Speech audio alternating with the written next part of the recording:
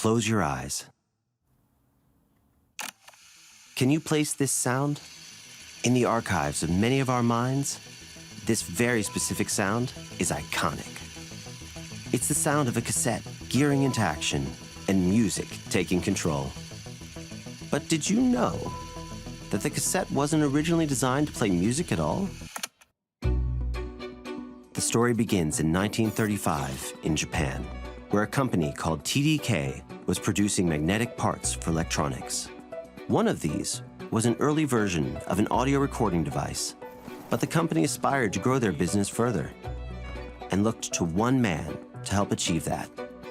That man was Otoshi Yutaka. He began by looking at the booming music industry, and more specifically, at tech like open reels, a popular recording method among professionals and music enthusiasts. But open reels were expensive, bulky, and hard to use. Here, Otoshi saw a gap that he believed cassettes could fill. Compared to open reels, they were cheap, portable, and reusable. He had just one major technological hurdle to overcome.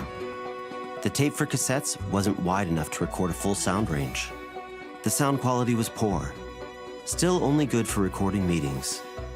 If he couldn't fix this, their tape would have no future.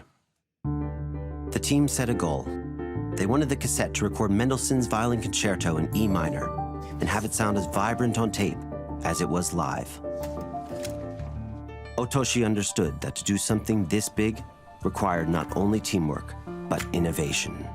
He pushed for open communication and collaboration with an external partner, a practice which was quite rare at the time, and it worked. In 1968, TDK produced the super dynamic cassette tape, the first cassette tape for music use.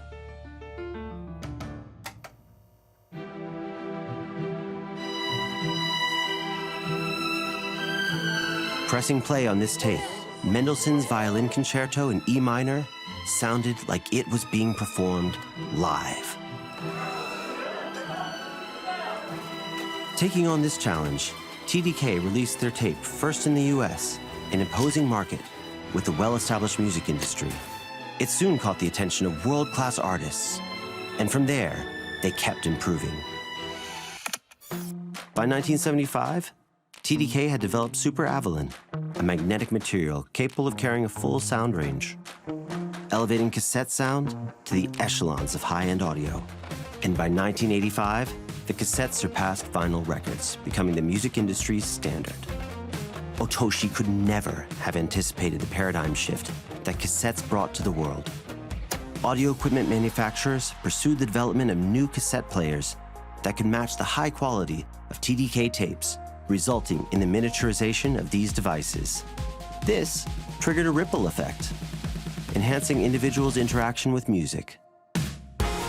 With a venture spirit, TDK turned the humble cassette into a cultural icon, proving that taking risks, out-of-the-box thinking, and a steadfast vision can change the world.